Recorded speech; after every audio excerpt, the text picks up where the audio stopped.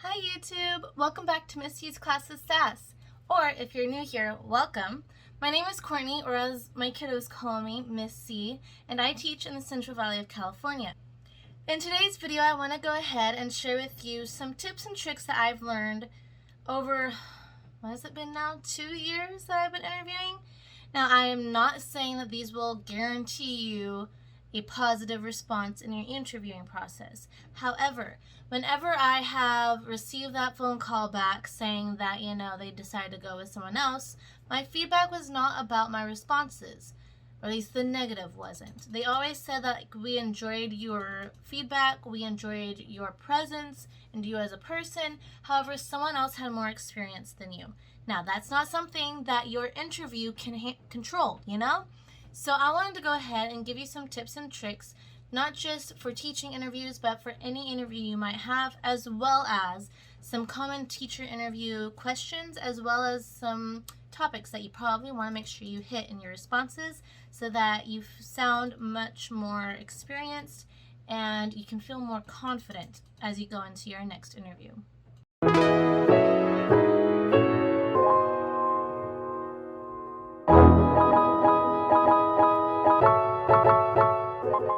So my first interview tip is to be prepared. There are lots of different ways you can take that and different things that you should be considering in order to be prepared. First thing I'm going to suggest is your appearance. So right now I can tell you that my bangs are messing up and different things. You can see things behind me.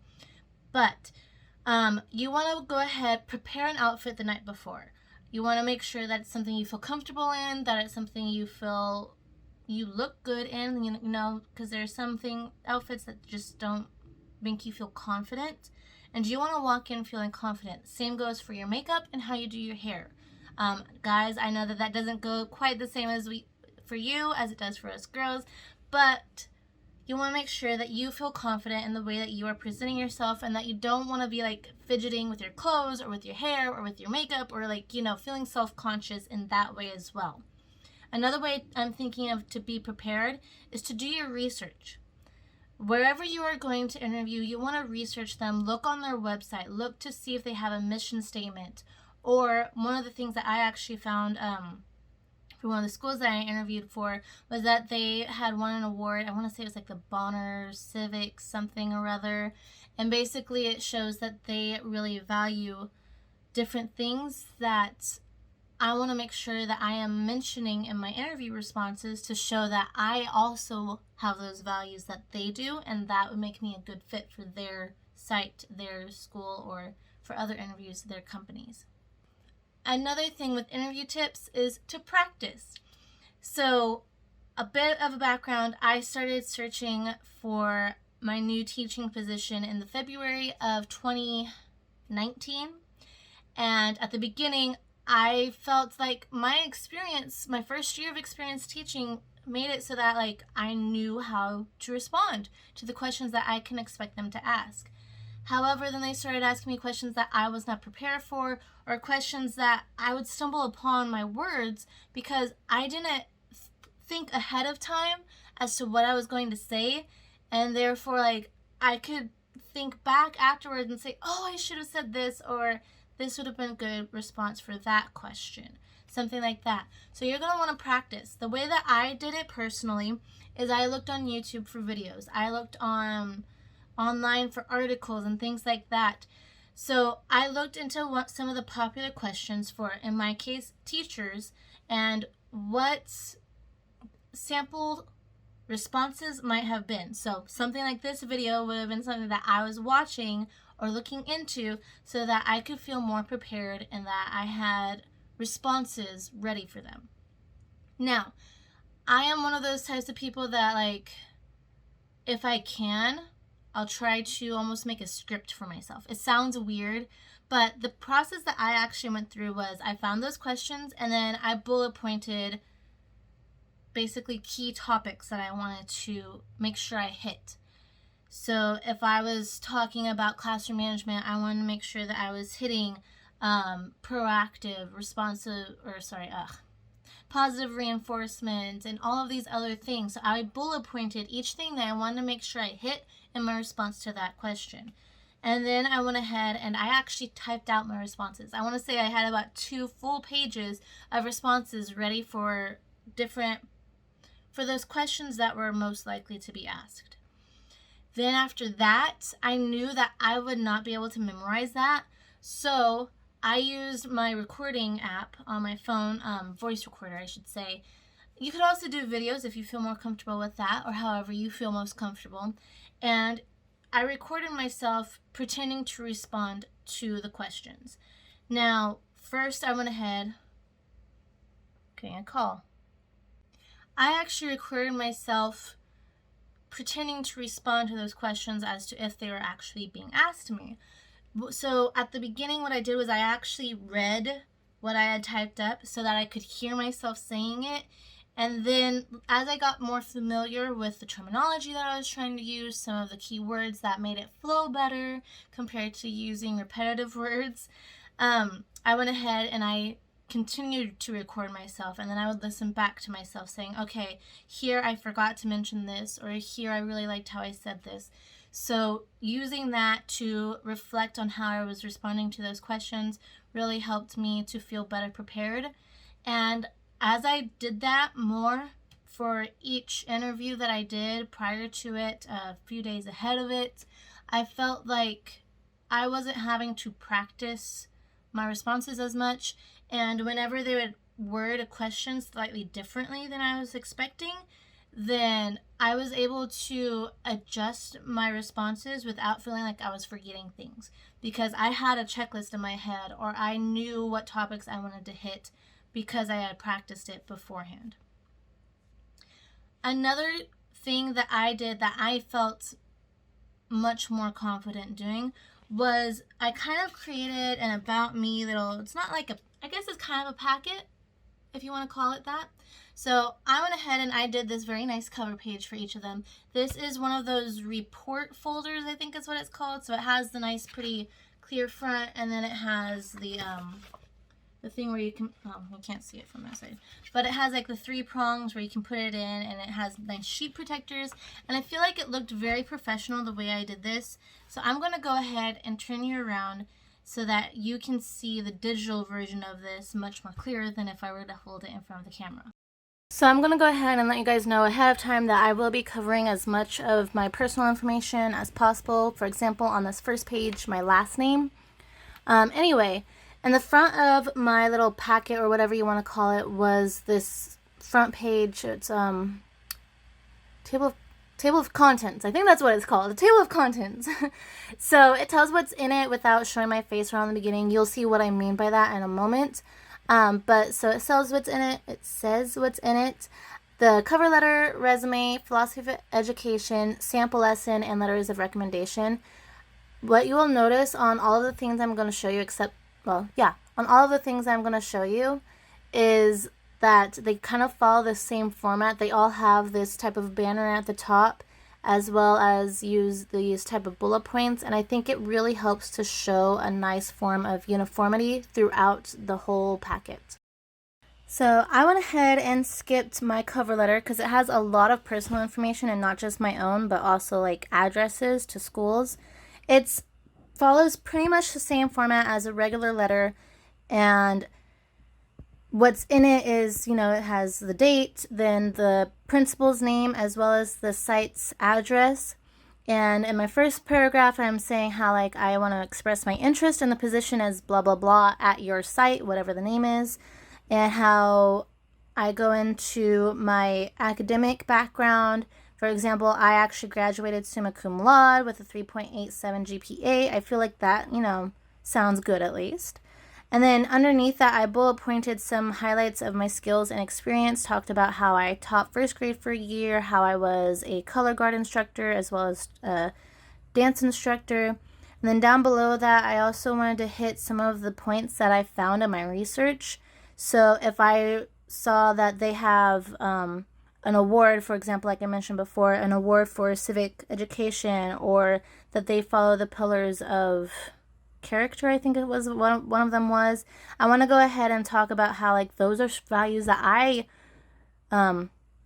value as well, And then down below that, I mentioned how I'm including my resume as well as a sample lesson, and how I thank you for your time and consideration, and I look forward to hearing back from you at your earliest convenience. Basically, that is what my cover letter is about. If you want some more information, go ahead and drop a comment, and I'll be happy to leave some more tips, or perhaps a template if you want something like that. Never posted on TPT yet, but there's a first time for everything. So if you would like a template for how I did these things, feel free to let me know, and I'd be happy to. Next is this page. So my resume, again, I'm covering a lot, but I went ahead and kind of typed in what was on there. And so my name, again, is at the top with that same type of header. And what you'll actually see, can't really zoom in without having some parts showing, but you'll actually see that I have my picture on the top. This idea came from a YouTuber. I don't remember her name, but she's another teacher tuber. Oh my gosh, I feel so bad that I'm forgetting it. Oh, I don't remember. But she had an interview tips and tricks video herself, and she mentioned how on her resume she also includes a picture of herself. And I thought that was a fantastic idea. And one of the interviews that I went to, a lot of them have been, during COVID and everything, so we all kept our masks on the whole time. But she happened to look through my packet, and she's like, oh, it's great to have a face, like a face with the name, because I don't really know what you look like with your mask on. So she really enjoyed that, and it was a nice touch, I guess, especially during these current times with the masks and all. Going back to the resume as a whole, you'll see that I kind of have subtitles, I guess they would be called. I'm not sure what they're called, but under each of them it has the basic information. Under contact, it has my phone number, my email, and my mailing address. Under education, it has where I went to school, what degrees or credentials I received, as well as when I graduated and what my GPA was. Then I listed a few key skills. I think they might actually be the same as what's in my cover letter, but oh well. And then underneath, not everyone suggests you include references, but I found that if I don't include them, how would they know unless they reached out to me? And then that's just another step that might hinder, I don't know, might delay, that's the word I'm looking for, might delay the hiring process. So what I did is I included the name of the person, how I knew them, like what my relationship was for them. So a former employer or a mentor teacher or a former team teacher even. And below that I had their email listed as well as their phone number. Before I used to only include phone numbers, but then I realized that one of my references, like, I don't do it either. She wasn't answering unknown phone numbers. Completely understand. But if they aren't able to reach the person you reference through phone numbers, then email is another way that they can reach out if they need to. Then on the right side, you'll see I have my philosophy of education. This is a general statement. I've seen a lot of places want this in a resume in specific, but you'll see soon that I actually include my philosophy of education as a whole. Then down below that, I have my experience.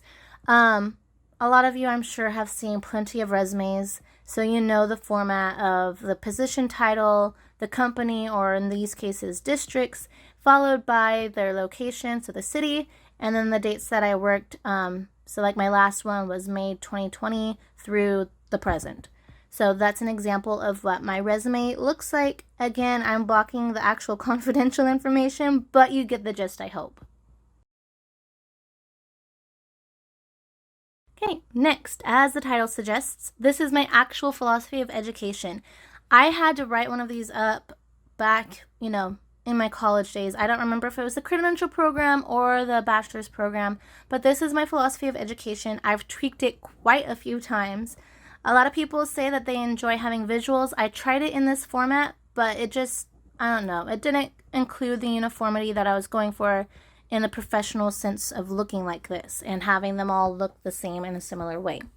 So on this page, I can pretty much just cover my last name, and that's all the confidential information. If you want to go ahead and read what I put in, feel free to pause the video. But I just wanted to cover some of the main topics so that while they are going through the interview, if they want to see my responses for the individual ones without having to read through a whole essay of a philosophy of education, they can just read the subtitles and then look in that section. Okay, last but not least is a sample lesson. Well, not last, but this will be the last thing I'm showing you personally, is a sample lesson. Again, if you want to get a closer look, this is what my sample lesson plan looked like. I actually got this specific idea from Pocketful of Primary. That's kind of what I based the format of my whole thing. I really enjoyed how she has her sample lesson, her lesson plan template formatted. But I couldn't get it so that like it exactly fits how I wanted my thing formatted and how I was taught back in my, I don't know, BITSA and Credential and, you know, all of that stuff. This seemed to match my personal lesson planning style much better. Anyway, if you want to pause it, it has a basics thing of a lesson plan: subjects, lesson focus, standard, objectives, lesson description, and notes. On the right, you'll see M. Those are for the materials that I'll need. Sometimes in my lesson plan, I'll also include champs, so what their champs expectations would be, but I felt like that was too bulky in a sample lesson plan. During observations, obviously, I would probably want to include that. Anyway, so moving on. This next page, oops, it's kind of cut off, is a picture of an anchor chart that I would use. I actually drew this on paper and then just scanned it so that it looked like an anchor chart. And then I have, in the sample lesson plan, you'll see that I have sequencing photos. I even labeled them in, what is that called, the header or whatever of each page. So these pictures are blurry. I got them off of the internet for free. I am not selling this product as a product or anything like that. I was just wanting them to get a view as to what a sample lesson would look like and what type of materials I would use. I might not even use this in the future because this is specifically for first grade. I don't know. Anyway, moving on. Hey y'all, Editing Courtney here.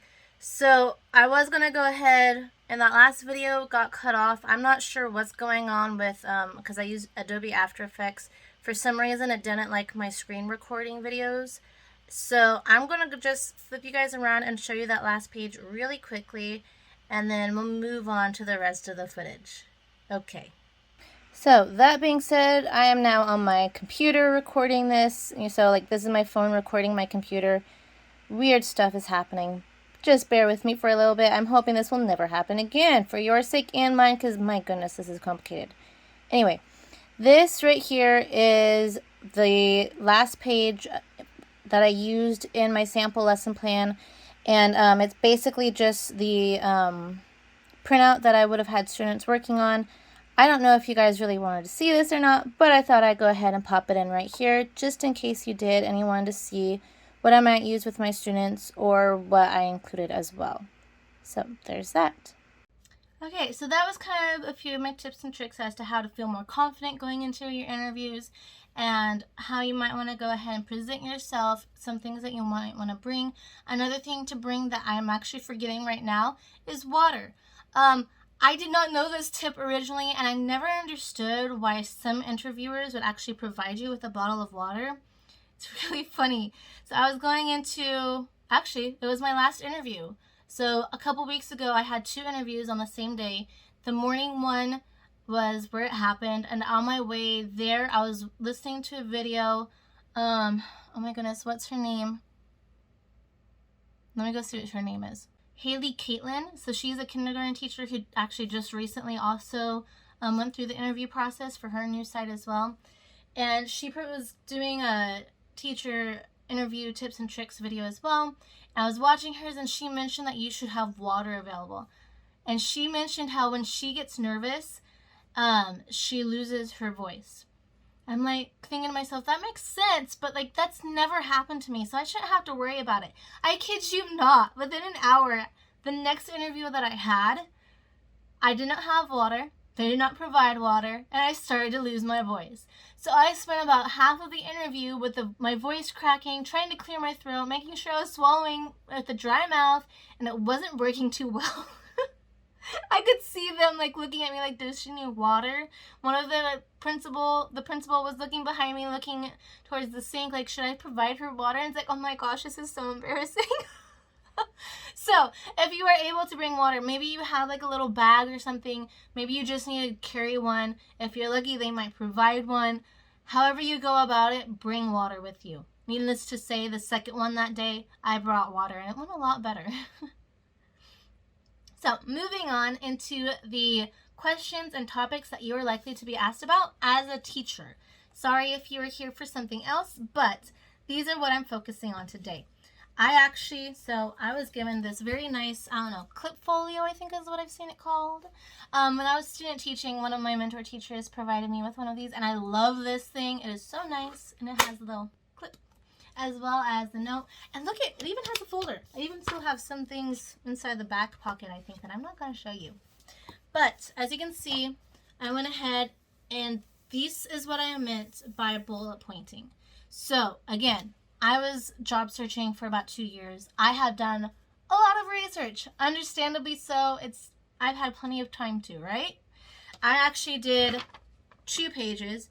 They are not 2 of the same, like 2 separate ones. It's just I did this one originally, and then it's like I don't feel like I'm covering enough with this, and I want to adjust some of my responses. So I went ahead and did this one. So this is the list I'm going to be going off of. You know what? I can go ahead. If I cover this, I can go ahead and show this to you. So if you want to pause the video, you can. And this way you can see what I'm talking about. I don't know if it's backwards or not. Sorry if it is. But I will be talking about these anyway. So this is what I personally found I was asked about the most, as well as some of the other things that when I was looking into common teacher questions that you were being asked, it's definitely good to have some type of response prepared or at least thought about for each of these topics. The first one is tell me about yourself, or tell me about you, or something like that. Why did you get into teaching? So here they are looking for basically your experience, obviously. They are also looking, because you don't want to say something along the lines of, oh, well, I got into teaching because I want the summers off, or I like that we get off at 3, or something like that. However, those ridiculous responses that you never want to give, they don't want to hear that. They don't want to hear about the good health benefits either. So you want to talk about your passion, basically. So your experience, your passion. And this is also a nice way to kind of bring in personal tidbits about student interactions. So for me, I actually talked about that first aha moment of a student. I also talked about when I was in student placement, how one of the students actually gave me a note thanking me and stuff like that. So those are good things to cover. Another thing, you're trying to sell yourself, right? So another thing are some of the skills like extracurriculars. In my case, I had talked about how I coached color guard and I taught dance. So in this intro thing about me or something like that, you can go ahead and talk about your experience, why you got into teaching, so your passion, not just the benefits of it, as well as any extracurriculars and education that you have experience in as well. I'm not really going in any order as to what order they might ask you these. They're just topics that you want to make sure you think about. Another one that I guarantee you'll be asked about is some form of classroom management. It might be like, how do you deal with disruptive behaviors? Or what do you do when a student behaves negatively? Or what do you do? So there's a lot of different ways that you can be asked about this. What I found they are looking for is the proactive approach. So on my bullet points, I can even read it word for word. I talked about being proactive, how I create a classroom contract at the beginning of the year. So I'm creating clear expectations. I also talk about positive reinforcement. I promise you, some of these are key terms that are very popular, that they sound like buzzwords basically, but they sound good. And as long as you know what you're talking about and you're not just saying it to sound good, that will help you in your interview as well as your experience. So look into positive reinforcement if you're not familiar with it. Another thing is building relationships. So I talk about how, it's a nice segue actually, how I build or how I use positive reinforcement, pointing out the positive behaviors in class when students are behaving exemplary rather than pointing out the negatives, really helps to create a much more positive classroom environment. And along with that, I actually make it a point to create a positive classroom environment and positive classroom community. So I talk about, from there, I talk about building classroom relationships, not just student to teacher, but also student to student. And that's a good segue into how you are using SEL in your classroom. So whether it's classroom meetings, morning meetings, or if you have an explicit program, so SEL program. In my case, I have experience teaching SEL second step. So if you're using any of those, if they continue to ask you, like, how would you deal with a specific student, that's when you can actually go in. No matter what, I promise you that the main thing that these interviews want, because I've been told this multiple times, is how you have actually used this stuff in the classroom. So if you've done student placement, if you have watched YouTube videos, if you have taken classes, if you've actually taught in the classroom, use your experience and what has actually happened to you in your responses. So if you have had a disruptive class, or if your mentor teacher has had a disruptive student, you want to mention how they use sticker charts or clip charts or what's it called, like positive reinforcement or class dojo, however they did it. You want to use your own personal experience. If you say that that didn't work too well and what I'm actually planning to use, that's fine. That's perfectly fine. So they want to, that's a way of reflection. So that sounds great too. Come on. It's great. Okay, another thing that they will ask you about is lesson planning. Basically what they're looking for is how you use assessment to plan your lessons, as well as what engagement strategies you have, how you format that, and then how you provide intervention for your students as well. So I talk about how I have practiced using, what's it called? Sorry, I'm drawing a blank. Standards-based, as well as explicitly the core program provided by the district. And then I talk about how I do focus standards, break that down, create a final assessment, give a pre-assessment, use that data to create my lesson, and then I use the gradual release of responsibility model. If you're not familiar with that term, I wasn't originally, but that's the I do, we do, you do basically. That's one that actually sounds pretty good to interviewers, I've learned. So I talk about that, the gradual release of responsibility, how I have formative assessments that actually double as engagement strategies with whiteboards, thumbs up, thumbs down, fist to 5, partner talks, and all of those things. And then I also move into how I use the final assessments, whether that's formal or informal, like a journal or exit tickets. And I use that to determine whether I need to provide intervention or whether I need to reteach the lesson as a whole class. So that will actually be really great in providing that you know how to teach a lesson, how you can keep your students engaged, and how you use assessment data. That's a really big chunk of the teaching career if you're familiar with it, and really gives them a good idea as to how you teach. Another thing wasn't as big of a question I found this year as it was in the past, but it might be becoming one again, was technology. How familiar are you with technology? How do you use technology in the classroom? How do you help your students access technology and practice those skills? So there's different ways you can do that. I mentioned how I use the smartboard, the projector. I talked about how the core programs that I use of Wonders and GoMath have those online things that we did whole class and then actually transferred into small group intervention groups as well, so on their tablets individually. I talked about how I personally was not in the classroom during COVID when it hit. I never was a full-time teacher during COVID. So what I did was I actually found webinars. I found YouTube tutorials and things like that. I did my research so that I can feel confident going in and teaching on Google Classroom or Zoom or other different things. So some of the things that I actually had bullet pointed were Class Dojo, Google Classroom, and then having students have access to Remind and Blackboard, Seesaw, whatever formats you have experience with, they want to know. Other things, Class Tag, GoGuardian, Class Dojo, also how you are communicating with parents, email, phone, stuff like that. going along with the parents. They will want to know how you're communicating with parents. So far we have had about you, why you are teaching. We have had lesson planning. We have had classroom management, not going in order, sorry. We've talked about technology as well. Another one is parents.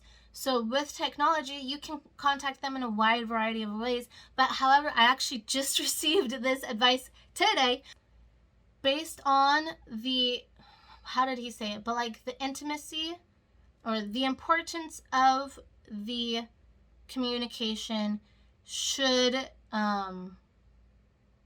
determine the level of intimacy in the communication. That sounds kind of weird the way I worded it. He worded it much better. But basically, if you are sending an email that can be very simple, like a mass text on social media, on ClassDojo, through an email, however you are doing that, that's great for like dates, reminders, things like that. If you are providing reminders for specific students, like we have a test coming up, make sure you study for it so-and-so, and stuff like that, then that can be sent individually on through messaging and stuff like that. However, if you have a student that is struggling, whether it be academically or behaviorally, and you feel like that has a high level of importance, you want to make that a phone call or a face-to-face. And oftentimes you'll bring in the parents. So that might be something you want to bring in. I never actually did because I didn't think about that until literally today, but it is a good point.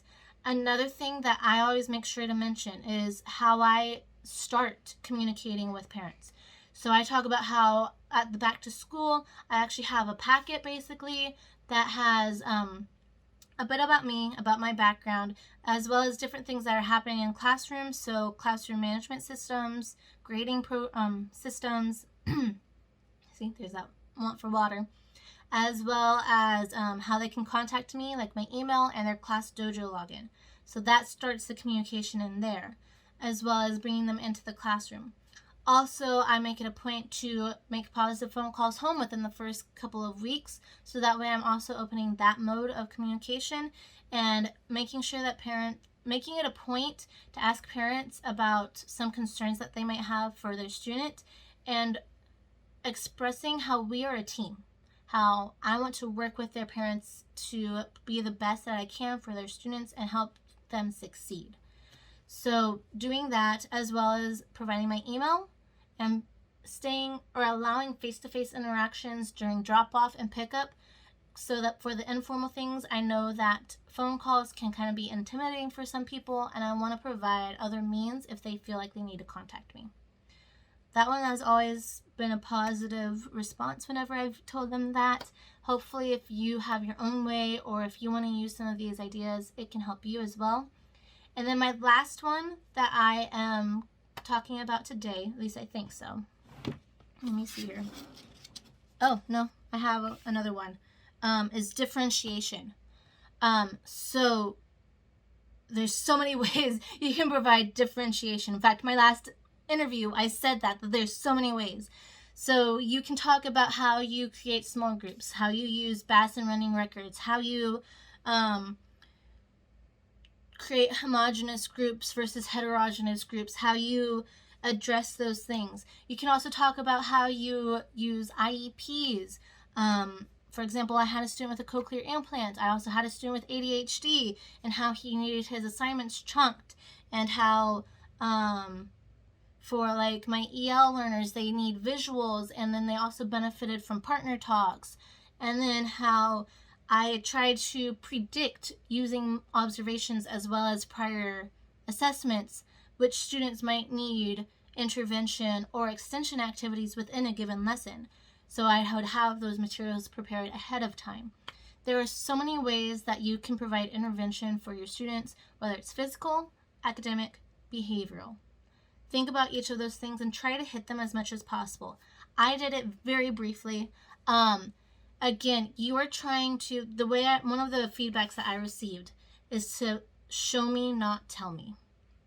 That is so very hard to do.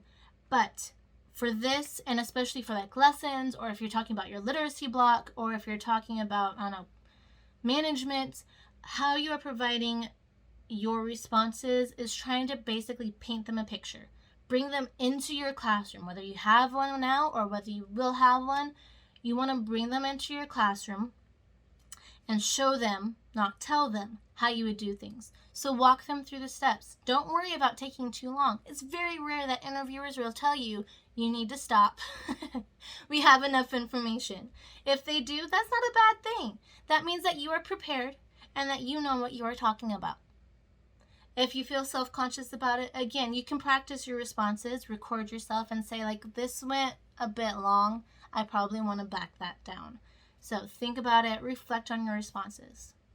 The final thing that I am going to talk about, the final thing that you want to consider as a teacher, at least from my point of view, that I am always asked is, why are you a good fit, or why should we choose you?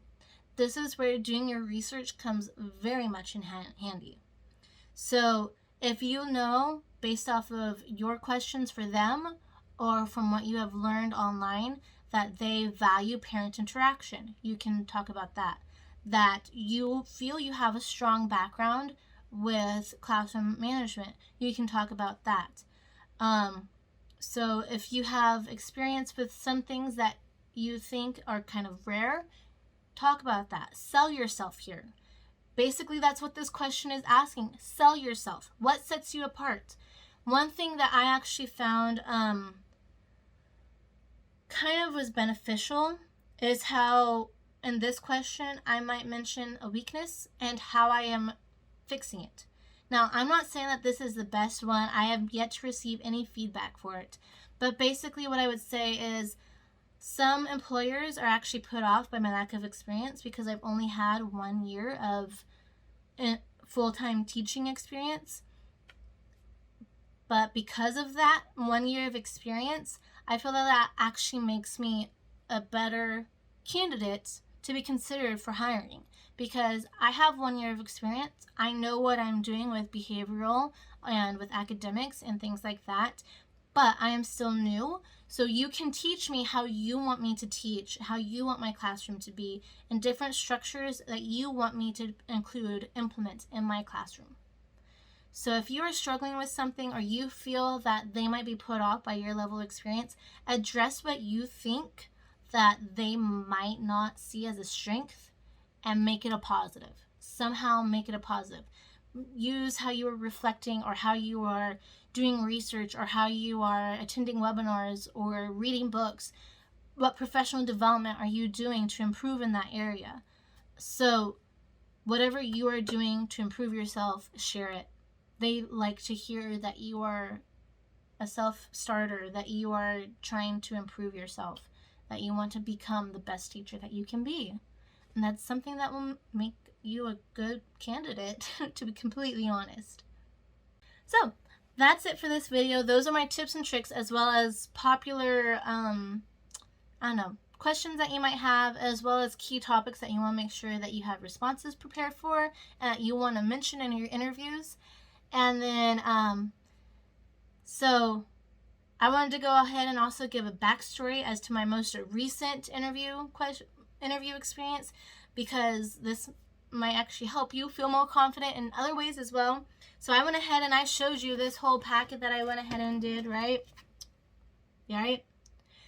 So I have gone through so many different interviews, and then last month I did like one right after the other, it felt like.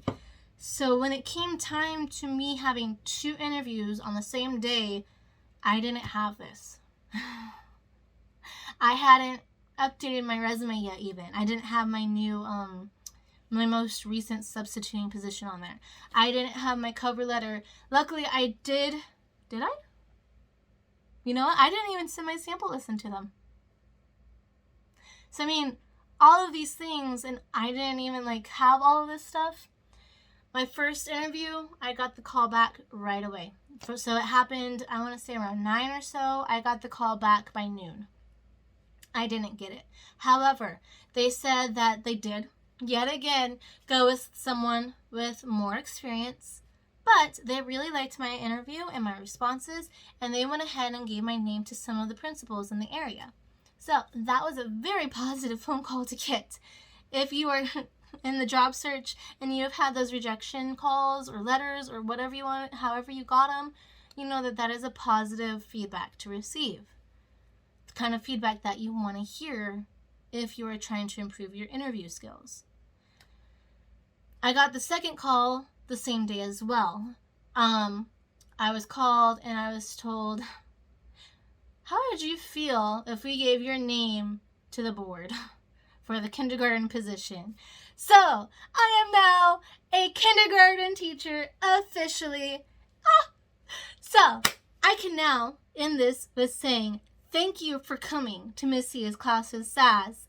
I am a second-year kindergarten teacher in the Central Valley of California, and I hope you like this video. Please give it a thumbs up and subscribe because guess what? I have more videos coming. So, I should be in the classroom. I just signed the paperwork today. I got to see my classroom. It's kind of smaller than I'm used to, especially for a kindergarten classroom, but I am so excited. I should be in the classroom sometime around August 2nd, the principal said, to contact her on that date. So hopefully around then, the floors will be cleaned and I'll be given access. So I will be doing some classroom setup videos shortly. Between now and then, I will be doing some classroom prep stuff because I tell you what, teachers really are hoarders. Or at least I am as a teacher. So, I have 1 year of experience as well as 2 years not teaching. So 3 years of collecting things for a future classroom. I have a storage unit that's like practically filled to the brim. Stuff is falling out whenever I open the door. So, I might just bring you guys along for that organization and cleaning through because that's going to take a while. And who knows, you might get some ideas as to what you might like. As to what you might get rid of, because if you are another teacher hoarder or pack rat or whatever you want to call yourself, you might need that motivation to get rid of a few things too. Oh well, go ahead, please give this a like if you liked it. If not, I hope you at least have a great day, and hopefully you'll see me soon in another video. Bye!